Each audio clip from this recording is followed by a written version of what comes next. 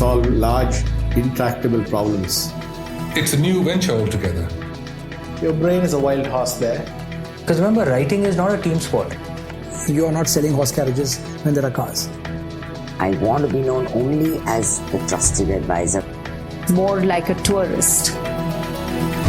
Play to Potential podcast. So I have some great data with one of my colleagues showing that the French spend more time during their lunch hour savoring their meals. They go to a sandwich shop, they pick an option very quickly, they satisfy. Maybe it's not the best option on the menu, but it doesn't really matter. They're trying to have a meal or trying to engage in meaningful social interaction. They pick the fastest thing on a menu. In France, they also have more options, so that helps. And they spend more of that lunch hour savoring their meal and spending time with their colleagues as opposed to trying to pick the very best sandwich. In the US, we see the opposite. So US employees spend more time choosing what they're going to eat. They spend more time deliberating about, well, should I order takeout from this restaurant or this one? Should I have this salad or this one? Should I pick this dressing or this other dressing? And so they spend less of their lunch break savoring and more time choosing. And this is a perfect example of a decision that we should be trying to satisfy. Welcome to the 66th conversation at the Play to Potential podcast. I'm your curator and host, Deepak Jayaraman. This podcast is a labor of love for the long term to create a body of work that can help leaders reflect and learn around three broad themes: leadership, transitions, and careers.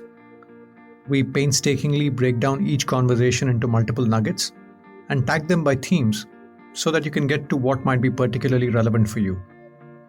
Over the long term, we believe that people would see greater value in multiple people talking about the one topic you care about than one person talking about 10 different things. We sincerely hope you find the miniaturization and the curation of value. You can access playtopotential.com and access the content by guests or by curated playlists to understand what I mean. While the podcast accounts for about 25% of my work, during the remaining 75% of my work time, I help individuals and organizations to play to their unique potential by bringing in my experience as a management consultant, executive search professional, and as a coach. It's often hard to put a finger around what I do specifically, as each situation is quite bespoke. But the idea is to be a confidential sounding board to senior executives in the context of high-stakes situations, whether it's about them improving the leadership effectiveness or solving for their personal journeys. You can know more at About the Host section at playtopotential.com. 2020 has possibly been a very unique year for a lot of us. If there's one feeling that I've experienced in several of my conversations with leaders in the last few months, it's possibly the notion of feeling overwhelmed and not having enough time. As it is, a lot of us feel quite stretched and overwhelmed with the hours we have in the day. But this pandemic has possibly stretched it even further for each one of us.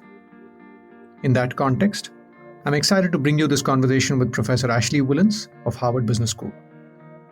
She's the author of the recently published book Time Smart, where she speaks about this notion of time poverty and how 80% of us, according to her research, experience this in some way, shape, or form. We get down to discussing how we as individuals should think about the trade-offs between time and money, and what that means in terms of the shifts we need to make in terms of choices, behaviors, and in our mental models. Without further ado, let's listen and learn from Ashley Whillans. Ashley, thank you so much for making the time to come on the Play to Potential podcast. Excited to have you. I'm excited to be here. Thanks for having me. And congratulations on the recently launched book, Time Smart. I'd love to explore the book in this conversation, Ashley, but maybe before we dive into the weeds, give us a sense of what you mean by time poverty. You talk about that a lot in the book. And how did you end up researching time poverty? Yeah, so this concept of time poverty is the psychological experience of having too many things to do and not enough time in the day to do them. So people who feel time poor often feel conflicted between all of the things they want to do in their home life and all of the things that they feel that they should do in their work life. And I became interested in this topic in part because I was seeing the powerful effects that not feeling like you have enough time or time poverty had on subjective well being. So I'm a PhD in social psychology, and my research during my dissertation focused on the topics of time, money, and happiness. I worked in a research lab that had a whole program of research findings showing that when it comes to our discretionary income, how we spend our next $5 or $50, we're not always good at knowing what's going to make us happy. We forego the opportunity to use our money in ways that can promote happiness.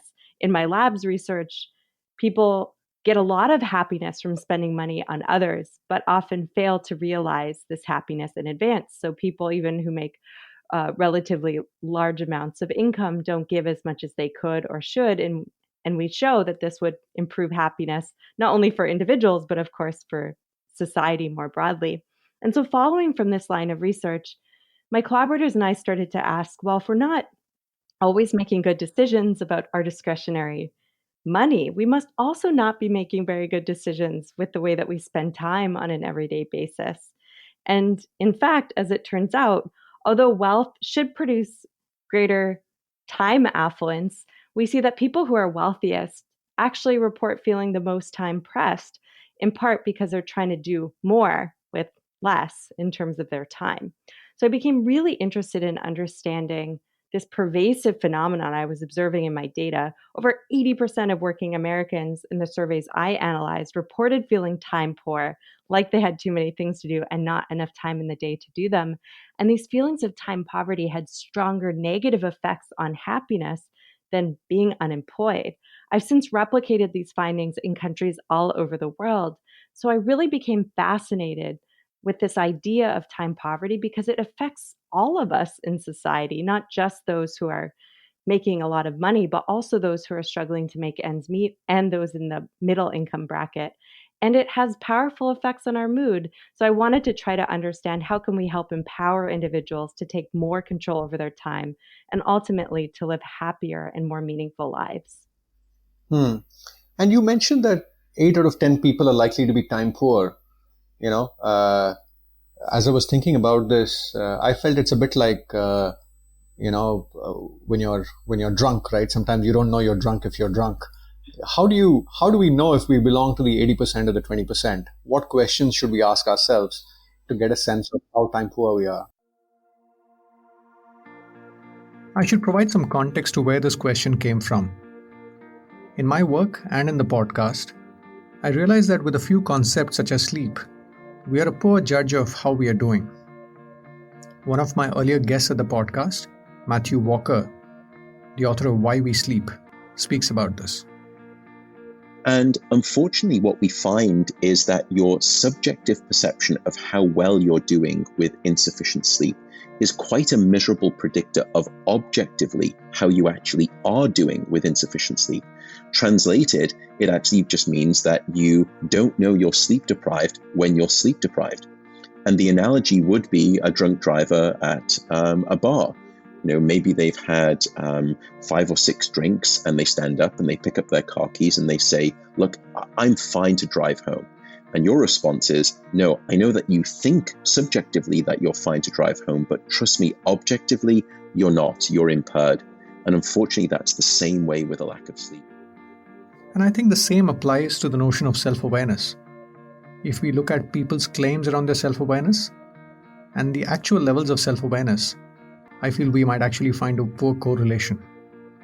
You get the broad drift. Let's now get back to Ashley Whillans.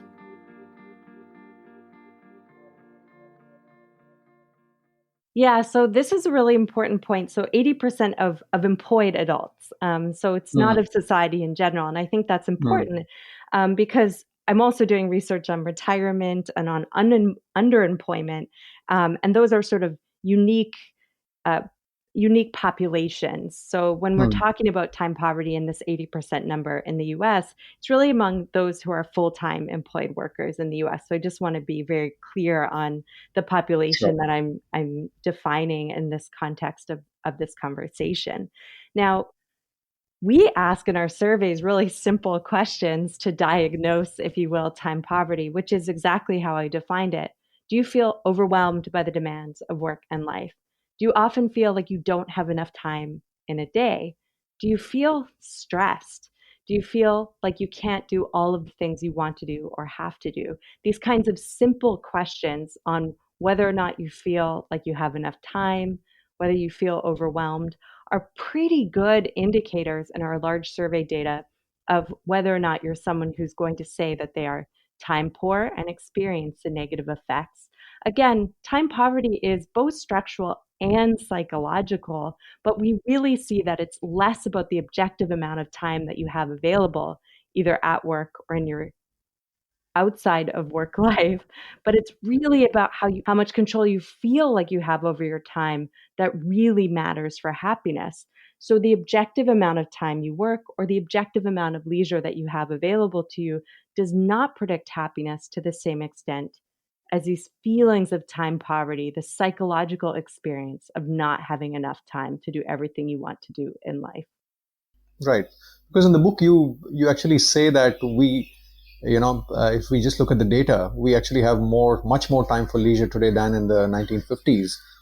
But if you look at the time trend, we are still more time poor if we compare ourselves to 1950s. Why is it that it's psychological and not objective? Could you elaborate on this? Yeah, so I think for some people in society, and we'll delve into this later, it is structural. So there are definitely structural issues at play in our workplace and in our society that make us focus on work, that waste our time during the workday, that make us commute long hours from our places of employment to our home. And so there are structural and societal factors that we can delve into in more detail that make us feel time poor. But in my models, these feelings of time poverty, the psychological experience of feeling time poor matters more above and beyond these other kinds of factors like how much you commute or how much money you make, which feed into time poverty, but are not necessarily as important for happiness as the psychological experience. And one thing that I talk about a lot is the idea that our technology makes us feel time poor, as should become evident from the definitions that we've been talking about. What does time poverty mean? How do you identify it? What becomes clear is time poverty is about this feeling of goal conflict.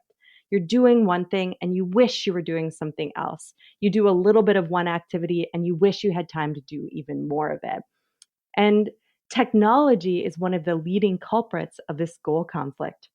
So even though we have more discretionary time available to us, we feel like we have less of it, in part because our technology disrupts our leisure into what Bridget Schultz and others call time confetti, small, meaningless blocks of time that easily are squandered and lost. So that 1 hour you might have had with your family after dinner is now distracted. Every 5 minutes, you'll get a ping on your phone. Maybe you'll check some of those emails. And most importantly, even if you don't check those emails, all of a sudden your mind is transported out of the present moment and into an alternative reality. And for most of us, into a to-do list, a reminder of the things we could or should be doing instead of spending that quality time with our family or our friends. So this constant tension between work and family is really exacerbated, really heightened by our technology.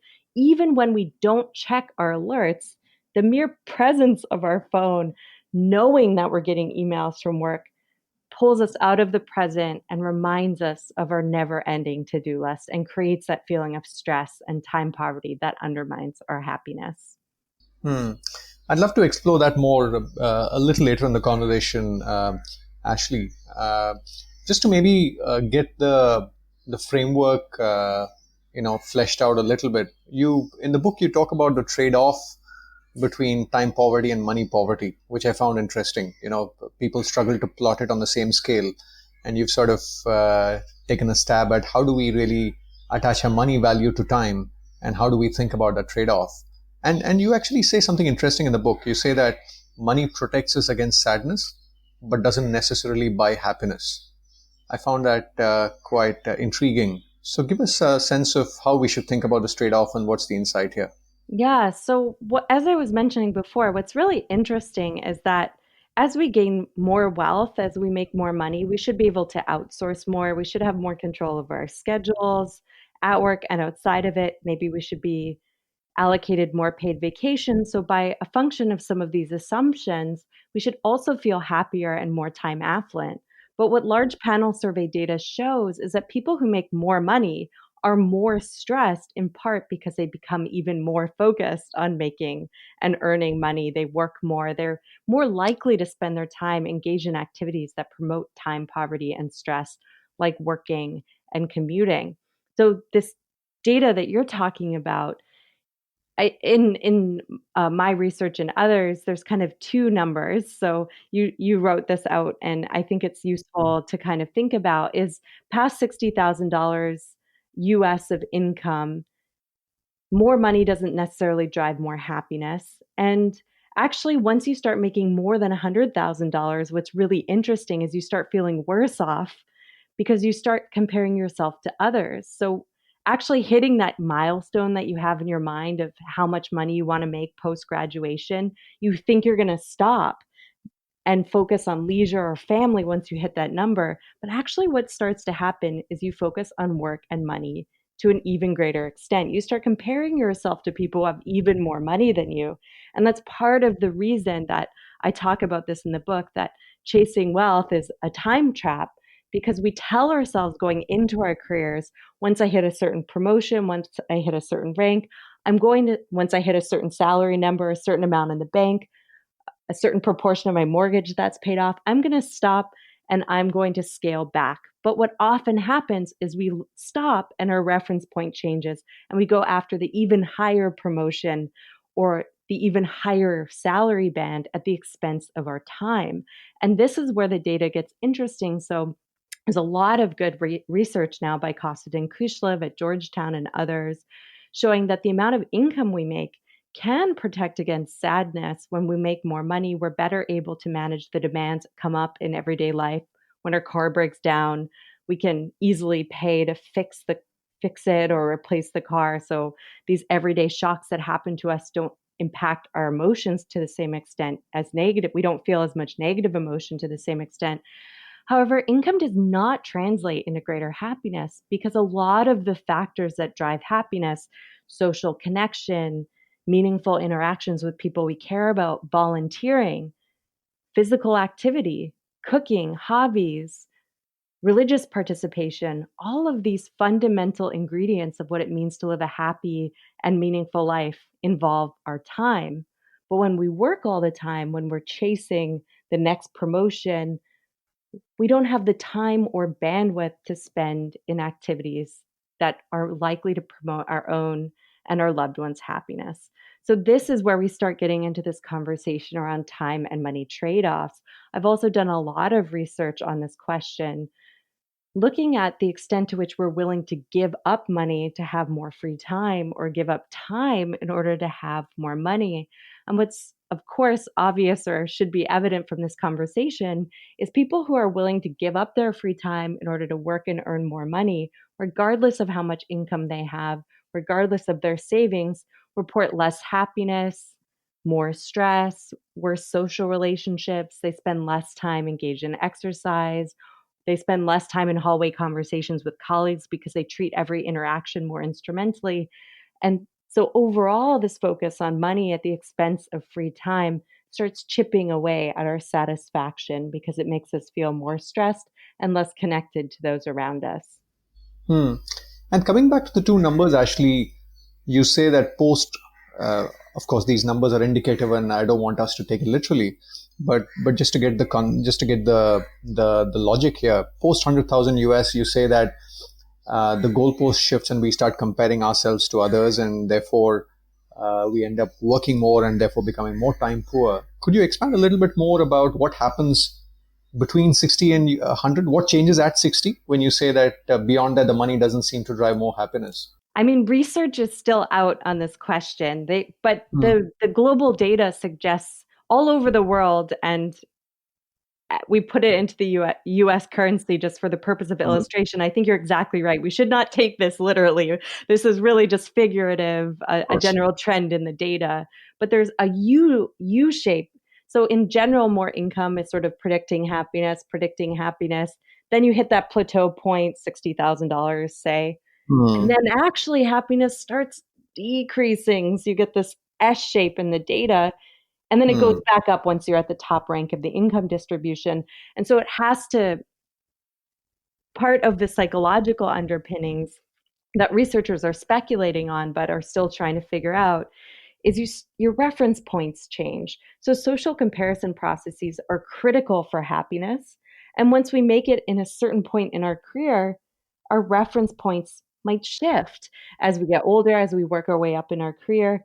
And that is one of the explanations, our reference points changing. We feel lower in rank on the income distribution because we're comparing ourselves to a different distribution than we did before. That's one of the explanations for this dip as you start to make more money. It's not until you get to the top of your social referent category that you start seeing the happiness dividends again pay off for people at the highest level of the income distribution. But as per our conversation, there are many factors.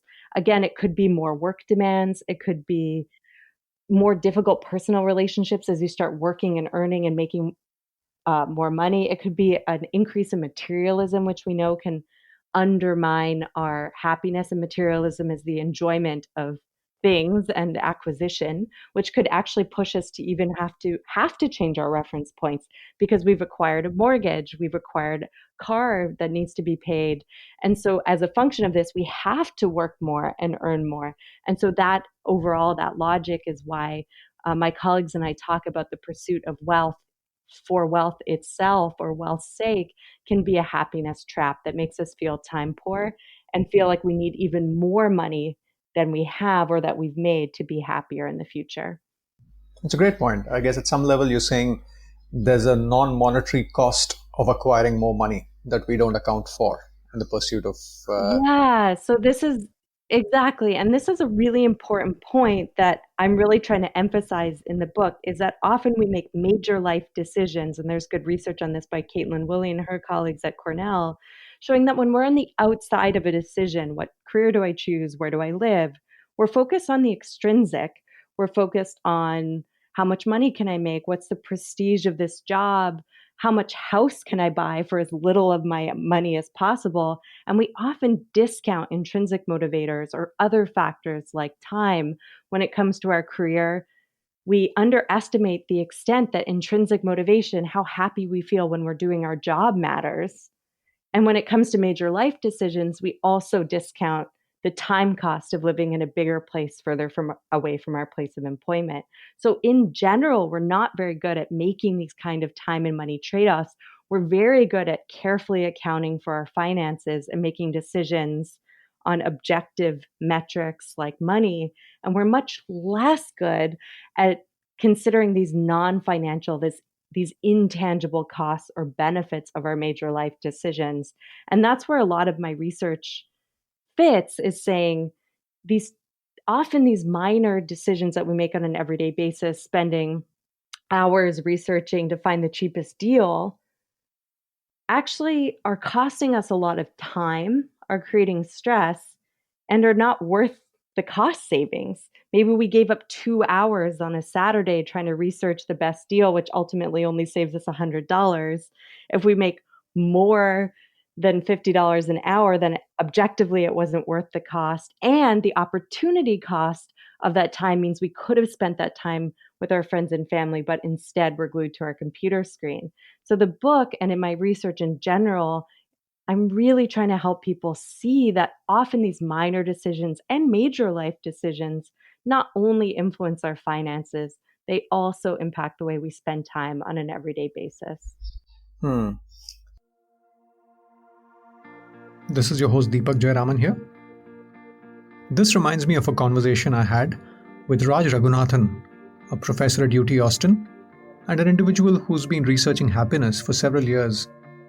He's written the book, If You're So Smart, Why Aren't You Happy? He makes a slightly similar point. So actually, this is a good context to talk about this one study that came out. It was summarized in an article in the Atlantic magazine. It came out in 2014, and the title of the study, the article was "The Secret Fears of the Super Rich. Okay, Secret Fears of the Super Rich. And I believe it was a Harvard study. I'm forgetting who conducted it, but or Princeton study. But basically, they went around interviewing these high net worth individuals. Okay, and in order to qualify as a participant in the study, you needed to have $25 million invested in financial instruments. Right. So this is money that's on the side, so to speak. This is money invested in things like hedge funds or other kinds of financial instruments. Is not counting your house, not counting your cars, not counting your other assets. And they interviewed them to ask them, what are some of your big fears? Okay. And one of the biggest fears that these people had is that they don't have enough money. Okay. So I know it sounds, and it's easy to point fingers at them and say that, I wouldn't be like that. If I had $25 million, I would definitely not be greedy for more money. Okay. But we all know that almost at every stage in our life, we do end up feeling that, hey, what, more money might be actually good for me. Okay. And a part of that comes from comparing ourselves to other people. And as you rise up the social ladder, so to speak, the company that you keep changes. And so your comparison point changes too. And whereas when I was in India, for example, having a kind of swimming pool in my own house might have been like something that, was completely out of reach, right? To where I'm living now. I actually don't have a pool in my house, but I do have a hot tub. Okay. But it doesn't seem like that's out of reach at all. Okay. And so definitely seems like, oh yeah, if I had enough money, then maybe I can do that. And I can add maybe a little movie theater in my house. So why should I have to go out and, mingle with the hoi polloi, so to speak? I can just watch these movies in my own home, in the comforts of my home and so on. So your kind of aspirations catch up, right? So that is a very interesting finding that despite having so much money, these people were, feeling that they didn't have enough. They were operating from a scarcity mindset is how I would put it. And then you have the opposite end of the spectrum that is covered in this movie, this documentary called Happy. I don't know if you've seen it. I think it's still available on Netflix, and you can watch it. Your viewers, whoever's following this podcast can watch it as well.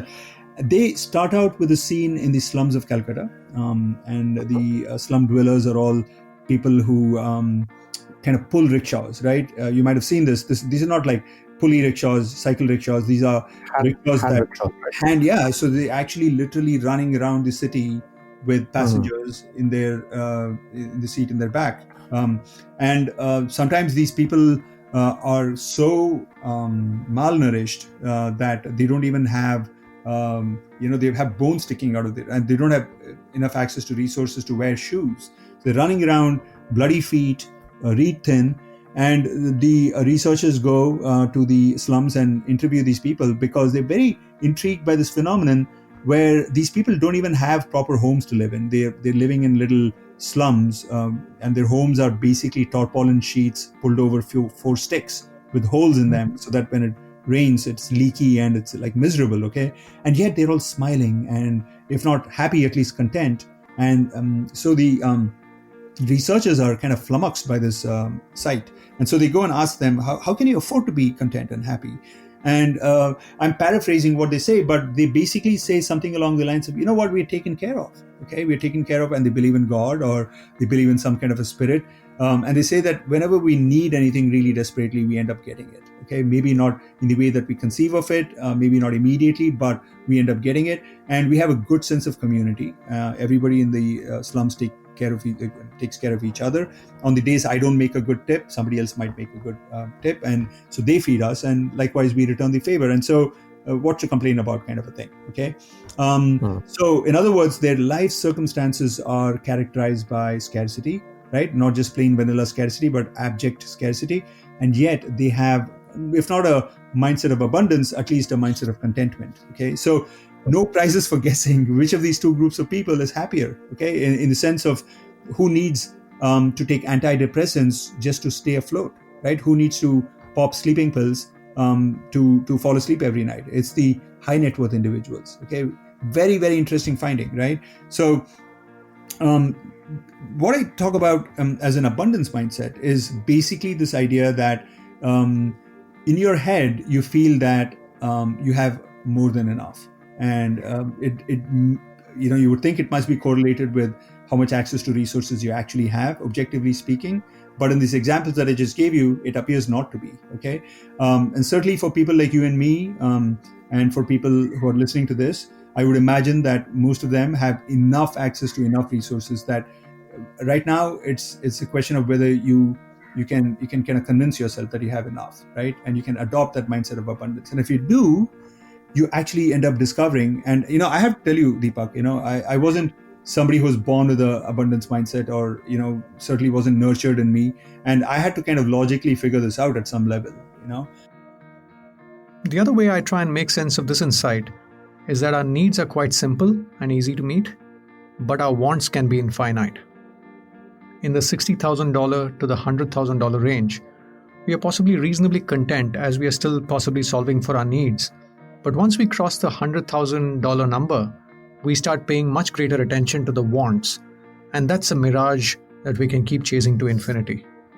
I apologize that this was a longish detour from the conversation with Ashley, but given how prevalent this is, especially in a resource-scarce country like India, I wanted to spend some time on this before we move forward. Now, let's get back to the conversation with Ashley Whillans. And in the book, Ashley, you talk about two archetypes, right? You call them Taylor and Morgan.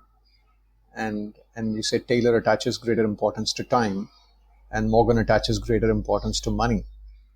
So how do we identify where we belong? And you also talk about the role of our upbringing in this hardwiring. So talk to us a little bit about both how this gets shaped over time through our formative years, and also how should we think about where we are on the spectrum?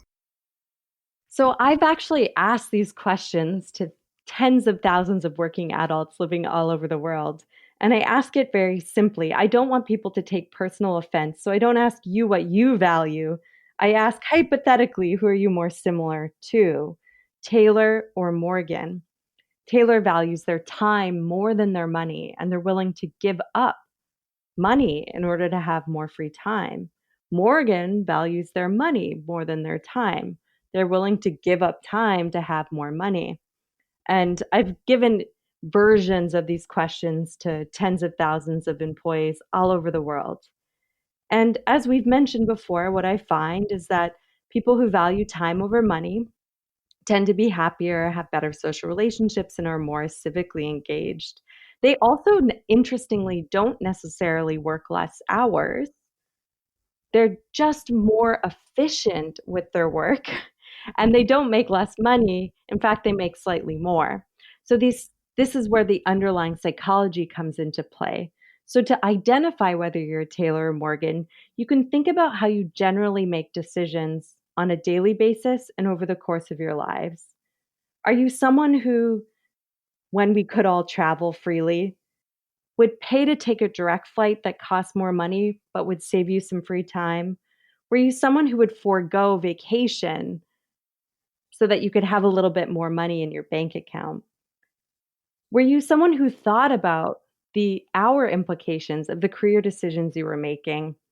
And did you consider how far your commute would be and pay a higher rent to get out of having a longer commute? These are just the kinds of questions or the kinds of domains you can think about when trying to identify whether you're a Taylor or whether you're a Morgan. And what's really important is to be honest. I talk about in the book being a junior faculty member who just spent the last decade in school as opposed to in the labor market. I'm more focused on money and productivity and work. My default mindset is to consider investing my time in my career. And that is not necessarily a bad thing. It just means we have to know what our default is. Or do we tend to give up our leisure for the pursuit of work? In my case, the answer to that question is yes. And if so, what can I do to offset some of the potential negative implications of this habitual decision? Should I plan my leisure? Should I disconnect on the weekends? What are some simple everyday behaviors that I can use to counteract my default tendency? And if I'm more like Taylor, maybe I don't say yes to work opportunities enough. So maybe I need to push myself more in that direction of being work focused if I know that I tend to be more like Taylor as opposed to Morgan. So this really isn't a judgment call, but rather two archetypes that I've derived from a great deal of research that have consequences for our happiness, and that it's important to be aware of so we can counteract these default responses that arise when we're more like Taylor or more like Morgan. Now, you also asked how our lived experiences shape whether we're more like Taylor or more like Morgan. And this is a really important question. And again, like everything, our decisions sometimes are situational. So the correlational data I have speaks to predictive validity of what we might do, but it's not definitive. So I want us to take this also with a grain of salt. There is a correlation between prioritizing time over money and happiness, but a lot of other things impact our time use decisions and our happiness. And so these aren't the only factors, but they are really critically important factors in my data, at least. And that's just one caveat that's worth noting. Sure. So I would say in my data, what I find is that individuals who tend to focus more on time and less on money are typically older in my nationally representative surveys. And this is consistent with socioselectivity theory by Laura Carstensen at Stanford, showing that as we get older, we focus more on meaning and purpose in life and cultivating meaningful relationships with a select few people and pursuing things that are really important to us because we recognize the limitation of our time. That time is very valuable and finite. And I see that in my data. People who are older are more likely to value time. What I also see is that individuals who feel financially secure are more likely to say they're a Taylor as opposed to a Morgan. And this goes back to our earlier conversation. How we feel about our time and money can matter a lot more for our well-being and for our decisions than actually objectively how much time and money we have. Morgans are more likely to say that they feel financially pessimistic, that they're not sure what their financial futures are going to look like. And that's regardless of how much money they have in the bank. Taylors, on the other hand, tend to be more financially optimistic. Again, regardless of how much savings or net wealth people have available, this feeling of financial security matters a lot, and whether they are more like a Taylor or more like a Morgan. Similarly, our upbringing matters a lot in predicting this preference. So we have data showing that the amount of income inequality in our neighborhoods growing up before the age of 16 predicts how money focused we are later on in life in adulthood and how much we derive our sense of self-worth from our finances, the extent to which we are deriving a sense of satisfaction in life from being materially successful. And this is true, again, regardless of how much money people have or how much they work in adulthood. So even our upbringing can fundamentally shape our priorities as we become older in life, to be focused more on work and productivity, even if it comes at the expense of our leisure. Mm-hmm. Mm-hmm. And maybe just quickly touching upon one of the statements you made, Ashley, which is actually your research shows that Taylors end up making more money than Morgans. Yeah. Why so?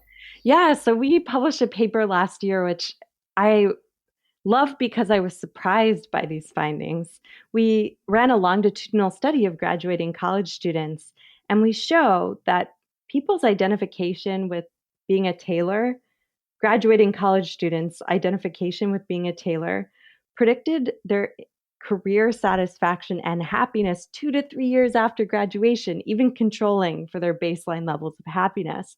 So what we see in our data is graduating college students making a major life decision. What am I going to do with my life after college? Who are more time focused, are making more intrinsically motivated career decisions, which in turn is increasing their life satisfaction and their positive mood 2 to 3 years after graduation. This is surprising and important because it's actually very difficult to show steady increases in happiness over time. Things like marriage, things like moving countries, radically changing our careers can produce these similar magnitude shifts. But what we see is that being a Taylor produces a sizable impact in your happiness that you're going to derive from making a major life decision, in this case, a career decision, several years later, in part because people are spending more time engaged in intrinsic and enjoyable activities as opposed to extrinsic activities, which they feel like they're doing for someone else or for some other reason. Very interesting. Very, very, very counterintuitive. But now the way it's a bit like they say, right? If you want to catch a butterfly, don't catch it. Just let it come and settle on your shoulders. I guess it's one of those things in terms of just focusing on what matters to you.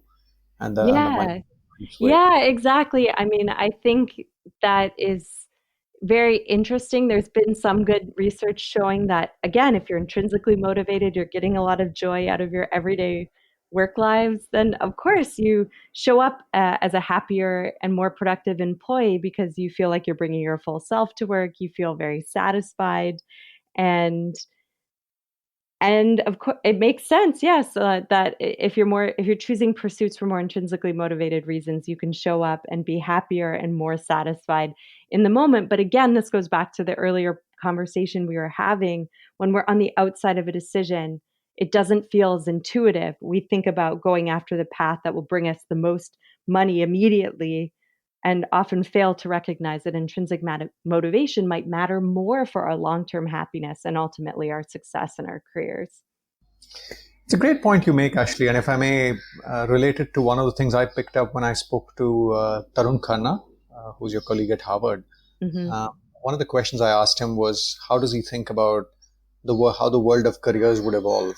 You know, if you wore your strategy hat and had a view on how that would evolve. And his headline point was, given the exponential rate of change in various disciplines and the exponential rate at which the dots are being connected across different disciplines, we're just going to see an explosion in terms of the number of possibilities that will open up in terms of career pathways. So the reason I mention it is, if we sort of zoom out and look at how the career was, let's say in the industrial age, 1960s, 70s, 80s, and maybe in the 90s to now, clearly it sort of moved from driving on a highway where everybody sort of made similar choices and moved forward to driving through a maze. And I guess in a way one could even argue that the bar on being self-aware and making good intrinsic decisions is much higher today and in the future. And the cost of not doing it is going to pinch you much, much more. Does that make sense? Do you have a view on that? Just to provide some context to where this came from, here's a clip from Tarun Khanna. I had asked him the question, how do we apply some of the developments in the field of strategy to how we think about careers? And this is what he said. Well, I think one of the things that's, at least I can give you my impressionistic answer to that field as a scholar of it and a practitioner of it. I don't know that in a field as young as strategy that it's very easy to arrive at consensus on these points of view.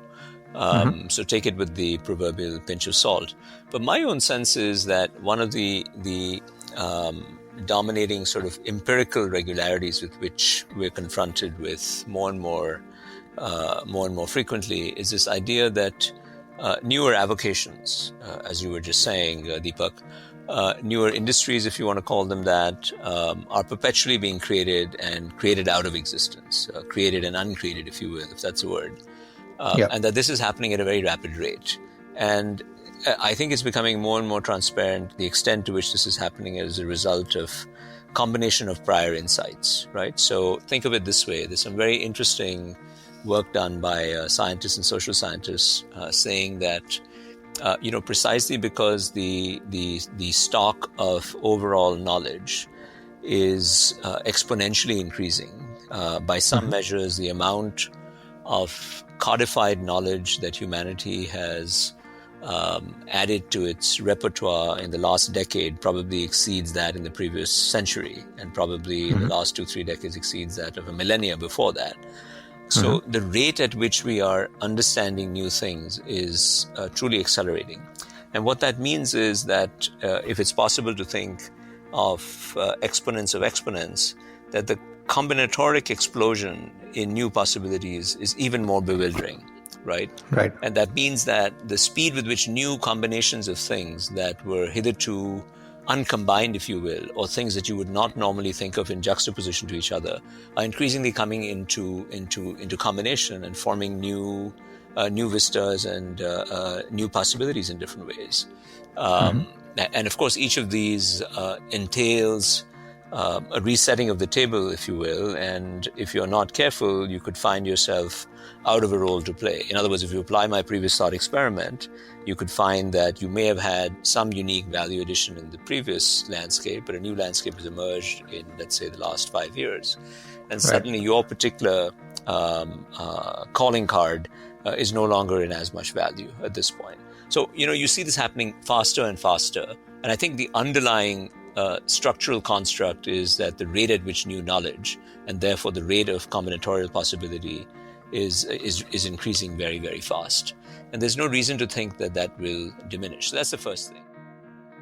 Now, let's get back to Ashley Whillans.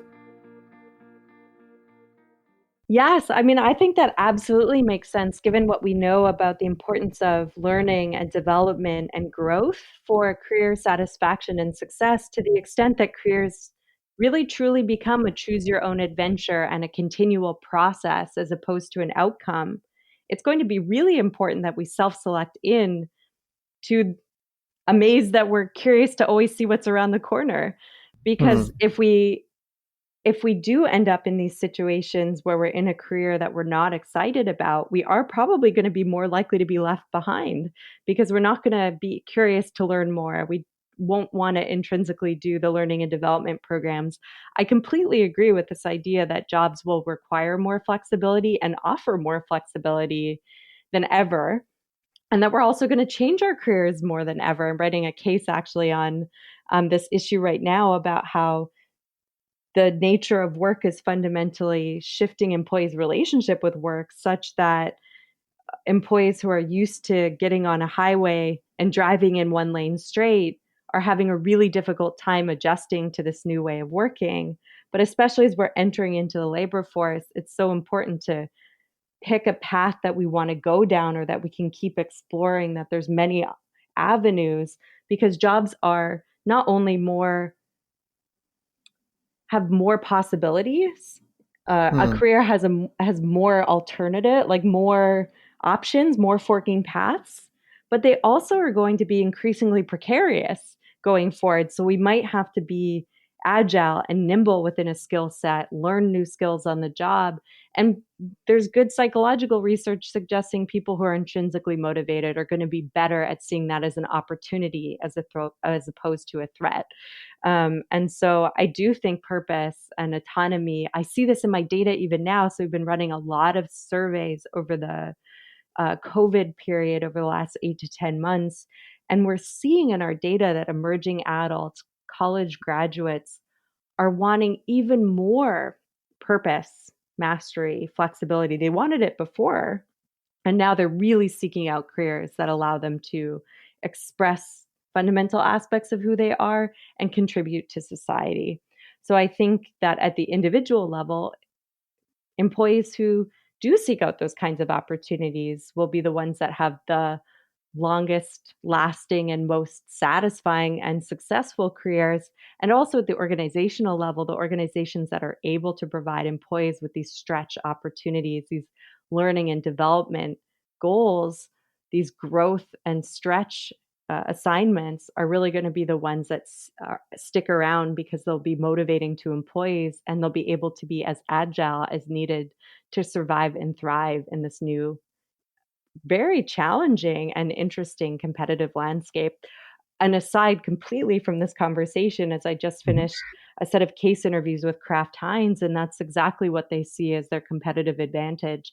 They often will hire one employee and then move them to a completely different division a completely different role, and then have all of these corporate development programs within the organization to attract and retain employees who are interested in being thrown in the deep end and be able to stretch and think differently, so that they can be having these interesting, intrinsically motivated experiences, but also contributing creativity to the company as well.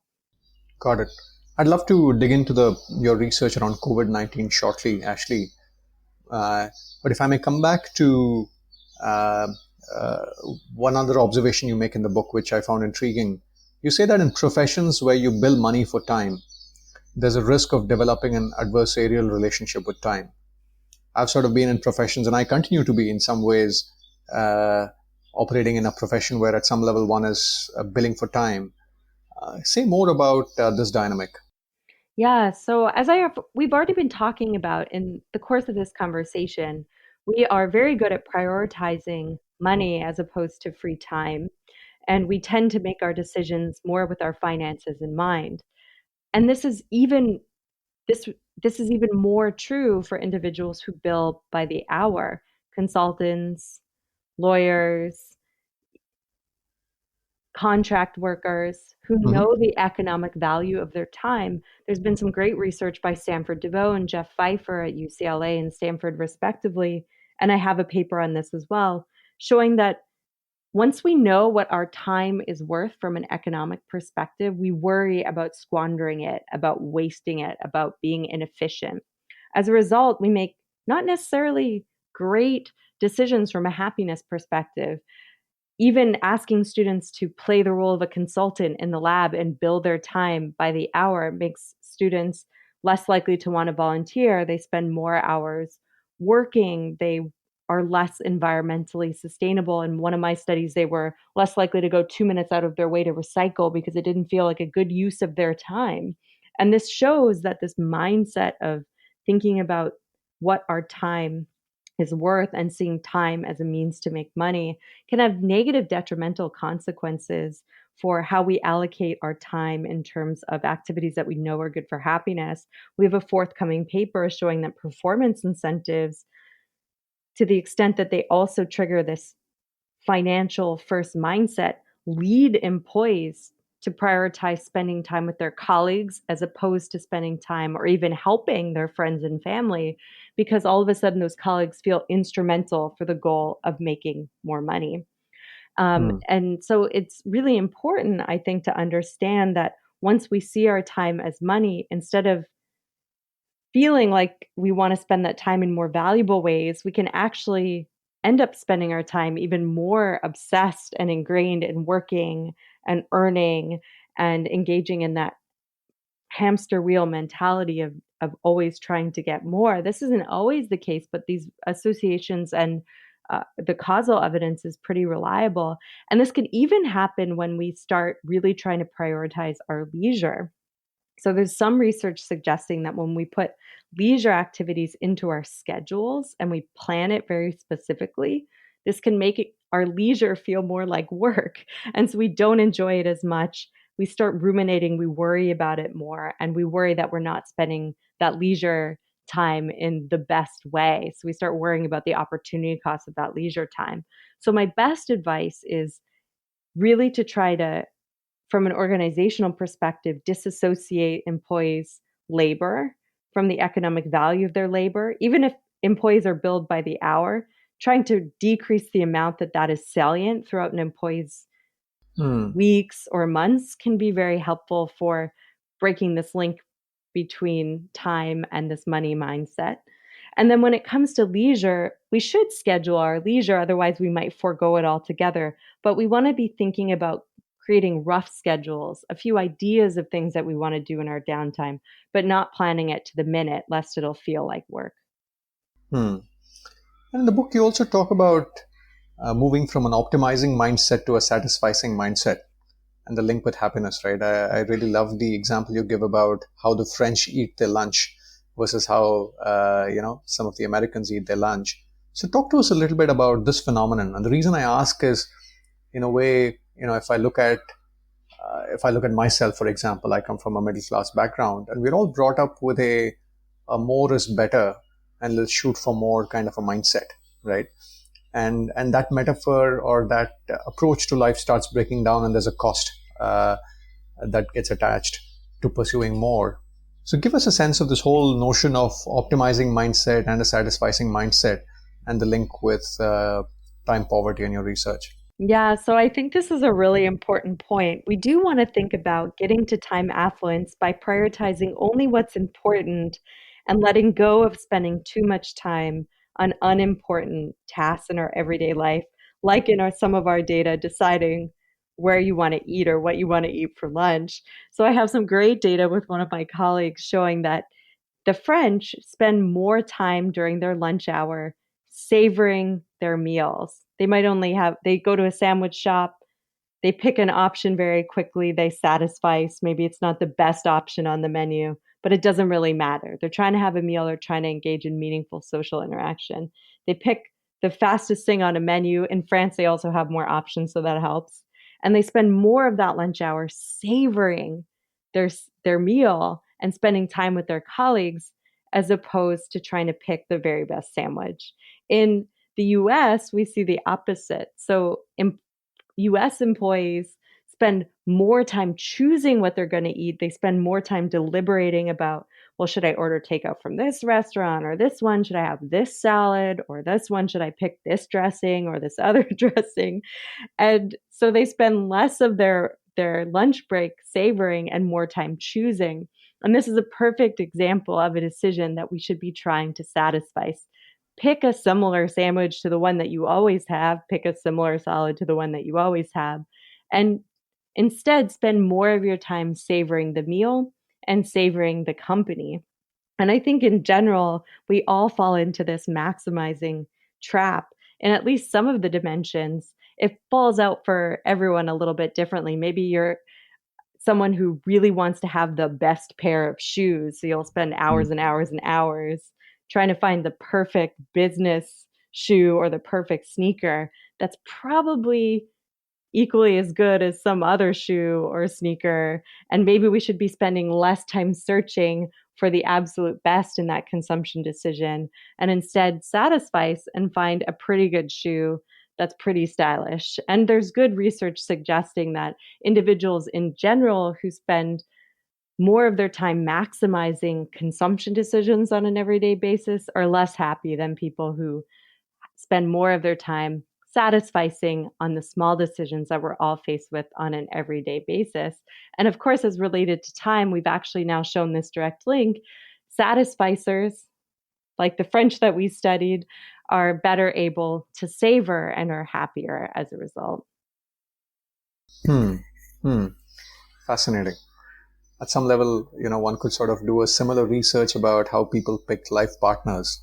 The time you spend in picking a partner versus enjoying the relationship. It'll be interesting to see what comes out of that study. Oh, yeah, I think that's a great idea for a longitudinal experiment for sure.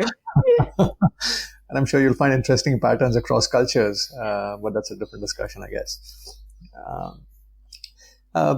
In the book, Ashley, you speak about the small why and the big why. And you say that, how we think about these two questions makes a difference to how we experience time affluence. Could you say more here? Yeah. So, we've been talking at length about how prioritizing time and having more time to spend on important domains of life, like civic engagement, volunteering, spending time with our friends and family, matters a lot for happiness. And this seems great on the surface. Of course, seems obvious. We should all spend a little bit more time engaged in happier activities and a little less obsessed with whatever latest work project that we're pursuing. However, where this data becomes interesting is trying to apply these insights into the context of our daily lives.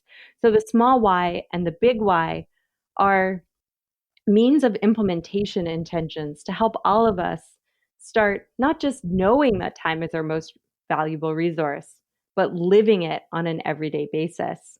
So the small why concept is this idea that we actually all have more discretionary time available, as we were talking about earlier in this conversation. Yet so much of these small moments of free time go missing. They end up being wasted mindlessly throughout the day, often because we're getting sucked into our technology. And so the small why is this idea of creating reminders for ourselves, doing this subtle questioning, this self-questioning around our mindless behaviors. So if you're someone who spends a lot of time on social media, which so many of us do, so let's just say all of us who spend probably more time than that we would like to in our inbox or on social media, every time we go to pick up our phone to check an alert, we should ask ourselves, why am I doing this? Do I feel anxious? Am I bored? Am I looking for a piece of information that's not actually important or urgent? And so by asking ourselves these small why questions, we can then begin to notice where time goes missing on an everyday basis and begin to substitute these activities for other more positive uses of time, such as going for a walk around the block or connecting with a colleague you haven't talked to in a while. So this small why is really just to start questioning our use of technology or other ways that we let time go missing, like researching for the best deal that we've talked about over the course of this conversation, asking yourself why you're doing it, and then thinking about whether you might be able to substitute that activity for something else instead. And in the beginning of the conversation, you did allude to this notion of time confetti. Ashley, I guess in a way, it's a related point. So from a tactical perspective for the listeners, if you could just maybe share your headline thoughts on how do we, in a way, it's sort of related to this point around distraction and focus, right? I guess there's a lot of research that's been done from different directions, from the perspective of habit formation, from the perspective of de-addiction, and so on and so forth. But from your lens, Ashley, if you had to sort of share your headline thoughts on how people should manage this phenomenon of time confetti to ensure that they are productive and they experience time affluence, what would be some of the headline themes you'd like to share? So the best emerging evidence suggests that we should pay to remove our distractions. So if there are technology platforms or blockers that prevent us from checking our email or being distracted with alerts during certain periods of the day, either in our leisure or our work lives where we're trying to spend time present in the moment, then we should pay for and use those services. My PhD student has an interesting set of research findings suggesting that when it comes to personally important goals, we rely on willpower too much. Actually, we are more effective at reaching goals like reducing our use of technology or spending less time on social media by relying on external constraints or situational constraints and not relying on willpower. So I would say, give up your control to an application that will block you so that you don't have to use any of your bandwidth to try to stop your own behavior. You should outsource the keeping yourself distraction free instead. So there are things like alarm clocks. One of my friends started a company called Lofty, which is an alarm clock that automatically will turn off your phones in the bedroom. As soon as it picks up your Bluetooth, it turns off your phone so you can't be distracted by your phone at night.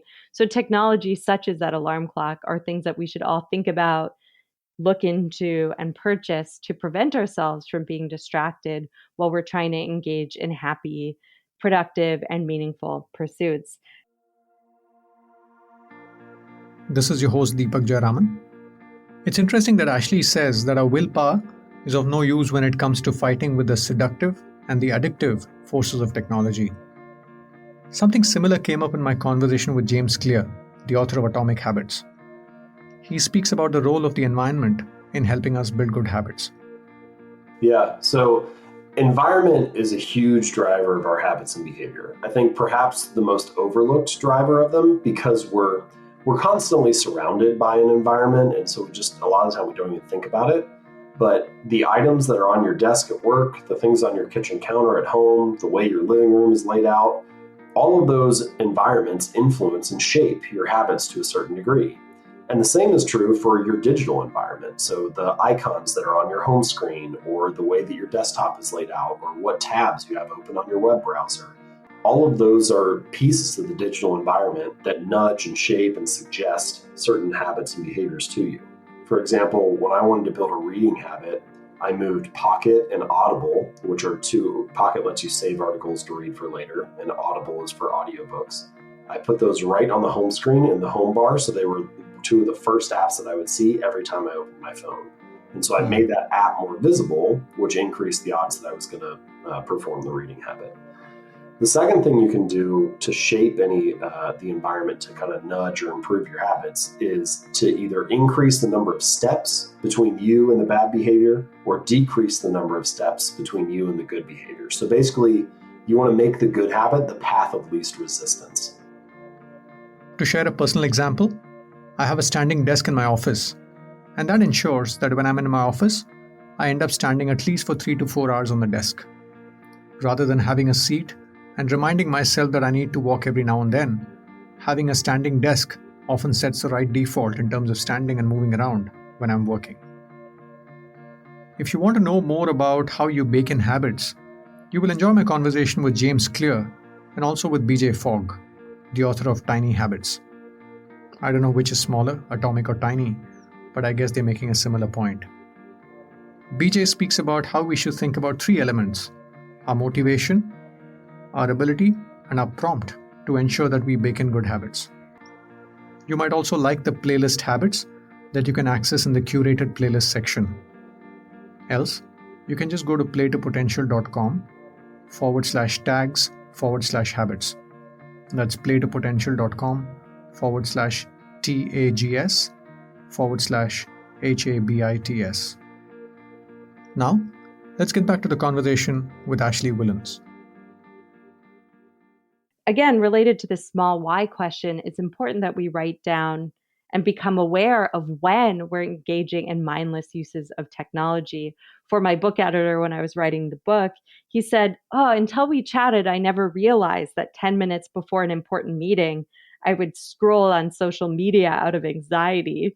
And he said, instead, now I try to listen to a Headspace recording or take a deep breath and really think about the upcoming meeting. And I've noticed that really helps me reduce my time stress. So that's where this noticing and recognizing when you're engaging in these mindless uses of technology become really important as well, for both from a productivity perspective, but also from a mental health perspective. And then to circle back on this idea of the big why, this is very relevant to the conversation we're having. This came up, I think, as a sort of meta point on this conversation of why time matters. People often ask me, how did I become really interested in the study of time? And of course, it was a completely empirical interest. It's a professional interest. But also, I've personally experienced the struggles of not making time and money trade-offs in a way that allows me to have a life outside of work. And so I struggled in the first year I was on faculty and ended up breaking up with a partner after 10 years and losing a cousin. Both of my cousins had Duchenne's muscular dystrophy and passed away before the age of 30. And these two experiences happened simultaneously around the same time in my first faculty year. And I sometimes will remind myself of these experiences. And as I write about in the book, I actually have my cousin's initials tattooed on my wrist as a constant reminder of the fleeting nature of life and how there's no better time than the present to put the people and the causes that you care about first. That's so powerful. And as a coach, Ashley, one of the pieces I'm curious about is moving from cognition to behavior change, right? In the book, clearly there's a lot about bringing this notion of time and money and the trade-off to people's awareness. In your research, what have you observed about people that are able to effectively convert the awareness to making behavioral changes? What are some of the roadblocks and what are some of the watch-outs as people who read your book and who want to implement changes in their life and drive behavioral change to experience more time affluence? What would be your advice to some of these people, and what are some of the watch-outs they should be aware of? Yeah, so I'm a behavioral scientist, a social psychologist by training. So I care a lot about helping people take their values and live them in practice on an everyday basis. And there's a lot of metaphor throughout the book likening putting time first as becoming healthier, exercising more. Although we think about needing to do something drastic like training for a marathon or quitting our job when it comes to time, actually the biggest gains in the long run come from small, simple changes around the margins that involve disrupting our daily habits. People often ask me, well, as a time researcher, what's one thing that you've done to put time first? And one thing that I've done quite successfully is to disrupt my morning habit of rolling out of bed and going straight to the computer. For me personally, when I do that, that colors my entire day. I become immediately heads down and work focused and really don't look up at all until the day is done. However, when I disrupt that initial habit of rolling out of bed and going to my computer with something more active or pleasant instead, I'm much more likely to be aware, present in the moment, and capitalize on opportunities for social connection, like chatting with my colleague or spending time with my spouse in between work meetings. Given that we're all working from home, we can do that now. And so that for me was one unlock that I've made recently that I think is really important. And these small, simple changes are going to look very different for everyone. But I really push people to not get into this dichotomous thinking that's similar to what happens in this sphere of eating healthy. I need to eat every healthy meal completely clean, fruit and vegetables for every meal. Otherwise, what's the point? Similarly, we shouldn't think, well, I need to change my career or move or work 20 hours less if I'm ever going to become time affluent. My research suggests that simply spending 30 minutes engaged in an active leisure pursuit is likely to pay really important dividends for stress reduction and happiness. So it's about finding and committing to small changes on an everyday basis consistently in a similar way to physical activity.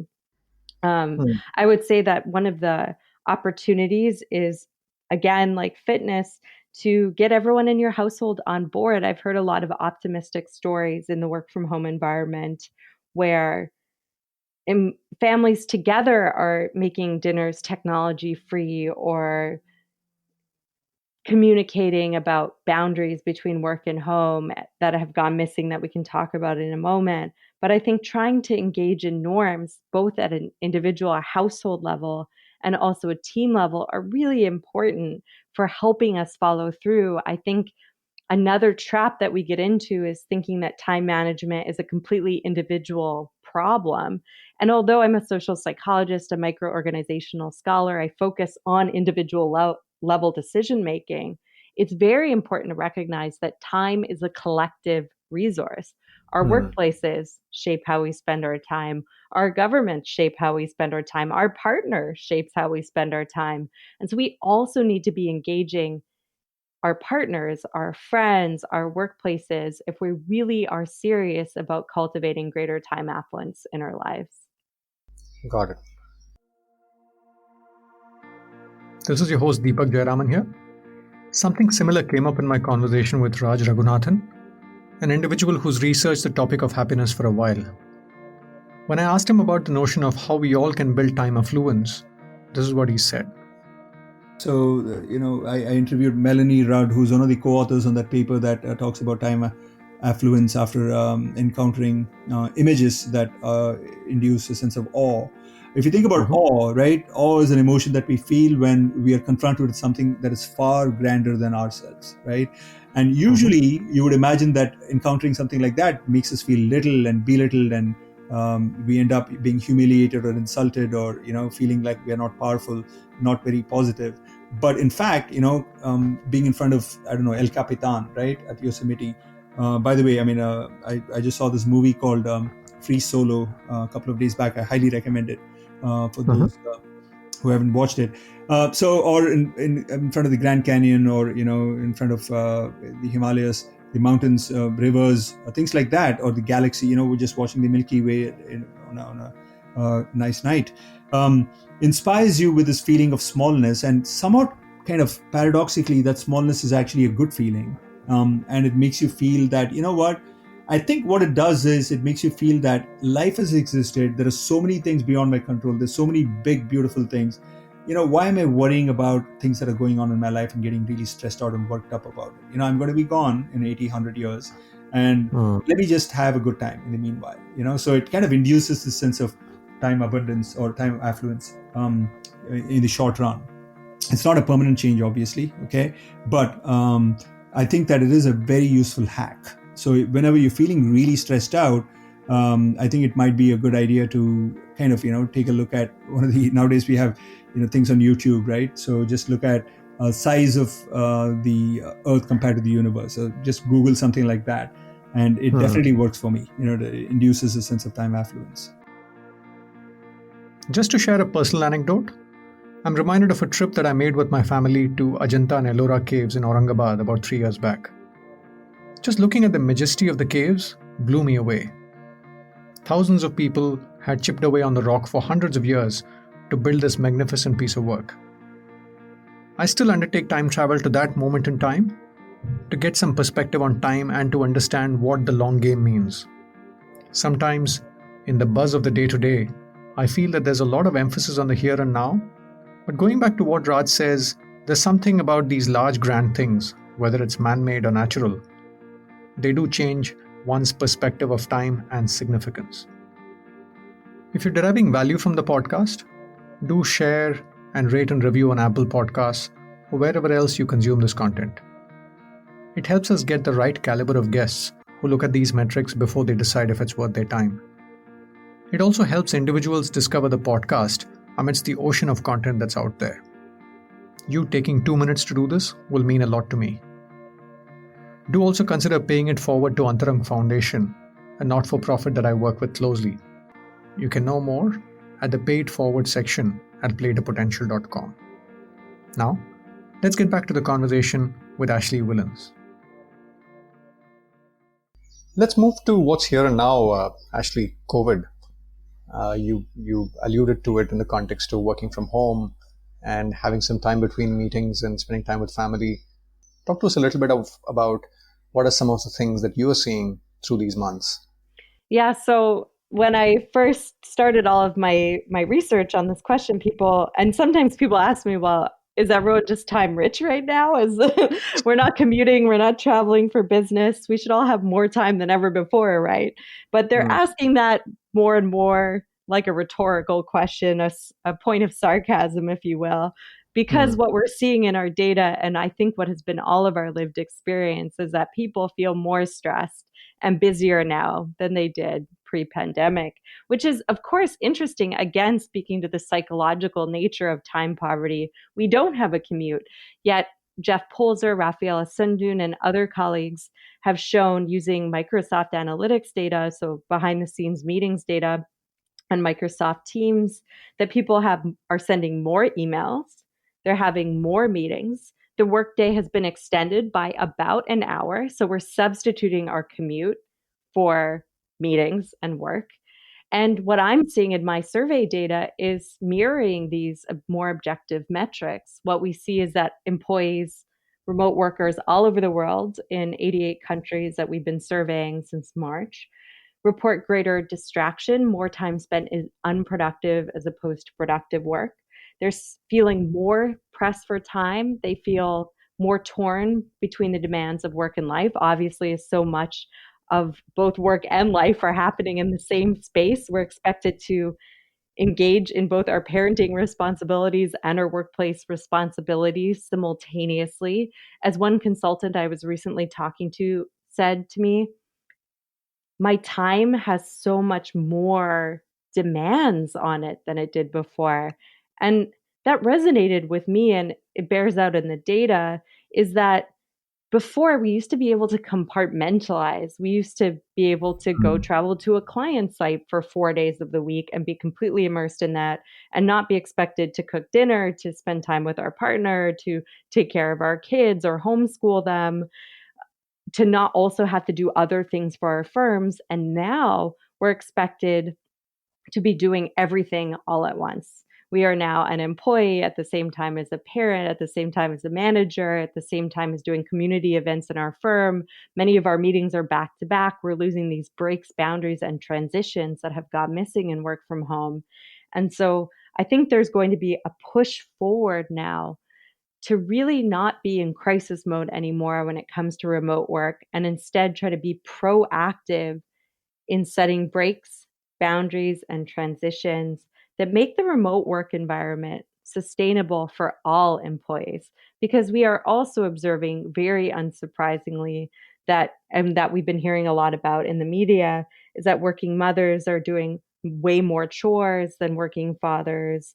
They're also reporting engaging in less leisure time than working dads. The silver lining is that people are saying they're spending more time with friends and family, and they want even more of it. So there will be increased demand and likely increased need for remote work options in the future. However, I think a lot more work is needed to really try to understand what the cadence of a workday should look like in a completely forced experiment and working from home. And maybe just trying to make it a little more tactical, Ashley, in terms of what people can do to sort of you're right.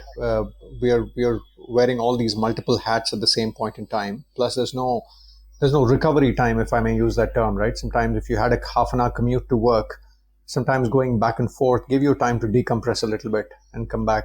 One of the CEOs I was speaking to said that at 6 o'clock, I just shut my computer, go for a walk around my block and come back home as if I would come back from office. And to me, that's made a big difference. And I found that at some level silly, but I found that interesting because we all need, it was his way of saying it's my attempt at trying to compartmentalize my day. So given your conversations and your research, any interesting tactical things that people are doing that's worth mentioning?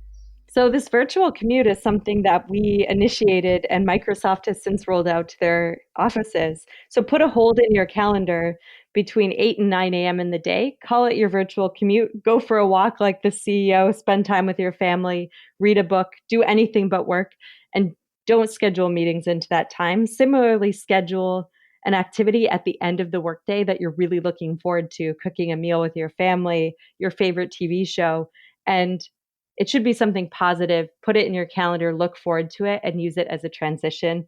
We were sort of half joking, but this is a good, might become more important going forward. Have a physically separated office. That's where you go to work, and then you don't work in other places in your house. So this is a New York Times article featured my work and said, well, don't work on your party laptop or party on your work laptop. And although it's sort of silly, I think it's also true. One thing that we also are advocating for is starting meetings late and ending early. And so this allows employees to have more time to transition, because in the Zoom environment, you can go back to back to back all day. Whereas in the co-located environment, you would walk from office to office, you'd get a bit of that refresh in the middle of the day. So not only creating clear demarcation between the beginning and the end of the day, but also throughout the day, building in these small breaks, because this is when employees are likely to engage in spontaneous so-called water cooler conversation that we've noticed has also gone missing in the work from home environment. So really being diligent about setting breaks throughout the day by starting meetings late and ending early also seems to be really important. I would also say from a leader perspective, you want to be really encouraging employees to take their vacation time. Teams are burning hot. There's a lot of stress in many organizations for a variety of different reasons. Yet employees are taking their paid vacation less than they were pre-pandemic, in part because the opportunity costs, they're like, well, what else am I going to do? It's not like I'm going to go to on a nice beach somewhere. But I think that we actually all need vacation more than ever because of how stressful this year has been for so many people around the globe.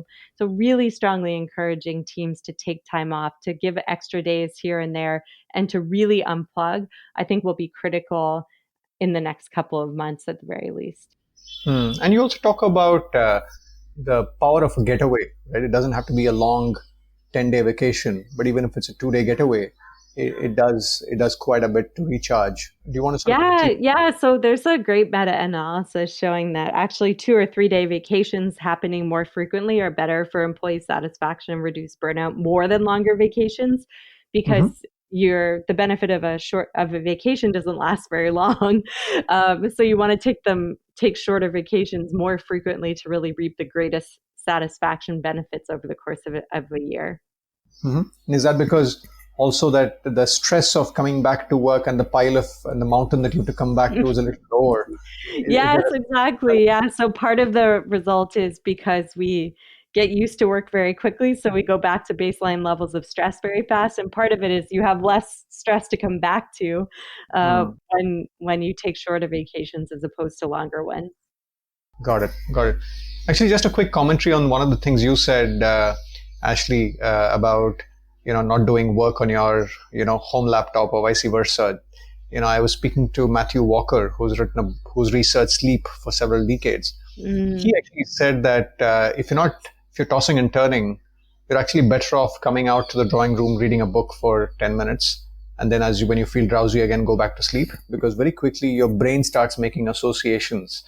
And if you're sleepless in your bed, your brain very quickly starts saying, okay, maybe this is a place where I don't get sleep. So there is this, I'm not an expert on this topic, but at some level it feels a little similar to the kind of insight that he was alluding to when he said that. Yes, I think that's great. I mean, again, you don't want to create associations between yourself and work in all areas of your house. So I definitely see some similarities with this argument that he's making as well. Got it. And the other piece around COVID, Ashley, I noticed is that when it came in the first couple of months, we were all dealing with like the Californian wildfire, right? There's a fire raging. We need to put it out. People thought it might be 1 or 2 months, but now we've sort of moved from that metaphor to running a marathon, right? It looks like it might be a few months or a few quarters before, we sort of get back to some sort of a semblance of the physical world. Any reactions to that in terms of people making that switch from that firefighting mindset to that marathon running mindset?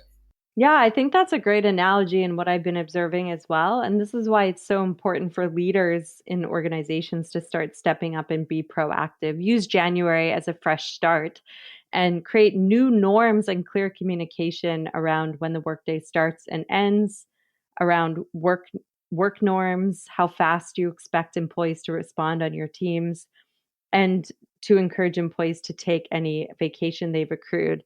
I think now is a great time to be looking forward into the new year and setting proactive guidelines to help all employees manage their time more productively and efficiently. Got it.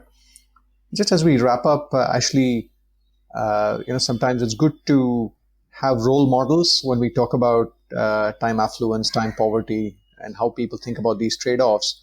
Are there any role models in the public domain that have achieved significant success yet have managed to stay time rich?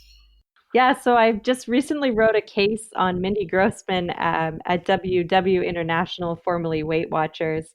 And I think her company and herself as a person does a great job as a CEO and a very successful business person. She cultivates time affluence by making decisions to put her family first. And what struck me in some of my conversations with her is that, she was very careful and deliberate to protect her time. And I think that's a lesson that we can all benefit from. Someone else I've learned a lot from over the years is Andrew Barnes. Andrew Barnes pioneered the 4-day work week in organizations in New Zealand, in the UK.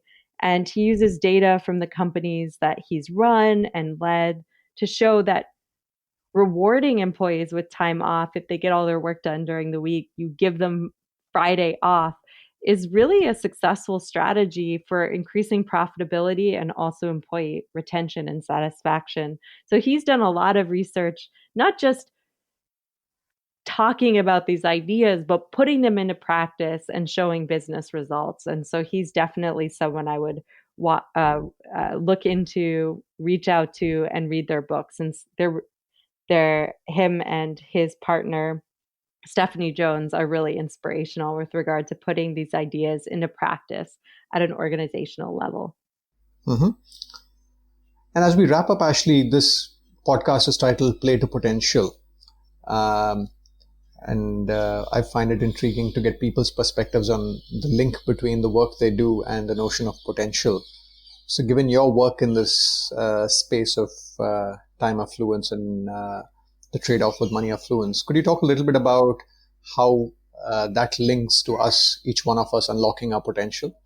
Yeah, so one thing that we didn't talk about, but that I often think about quite a bit is When we're thinking about time affluence, we want to be thinking about maximizing our meaningful and productive experiences in a day and minimizing the amount of time that we spend in negative or unproductive moments of time, things that are not good productive uses of our time, such as technology use, which we've covered in great detail today.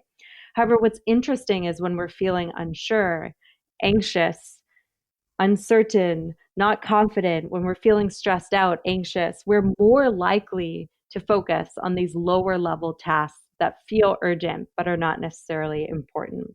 As my research would suggest, to become more successful and to reach our potential, we need to recognize this mere urgency effect and fight off the urge to focus on the urgent so we can create time affluence in order to focus on the important aspects of our lives, our success at work, our friends and family. So if there's anything that studying time affluence has taught me, is that often people say, well, I'll focus on time when I get X promotion. But actually, getting X promotion is likely going to be driven by whether you focus on time and becoming more time affluent now in the moment. Lovely. On that note, really wonderful talking to you, Ashley. Thank you so much for your time and your insights. Yes, thank you so much for the conversation. It was great to chat. Thank you for listening. I hope you found the conversation purposeful. If you're deriving value from the podcast, do rate and review on Apple Podcasts or wherever else you consume this content. It will help us raise the bar on the guests we bring to the show, and it will also make it easier for people to discover this content, given the recent explosion in the supply of podcasts in the last few months. Do also consider paying it forward to Antarang Foundation, a non-profit that I work with closely. You can know more at the paid forward section at playtopotential.com. To know more about the advisory work I do, please visit playtopotential.com and see the section about the host. I wish you and your families the very best for 2021. I'll see you on the other side. Bye now.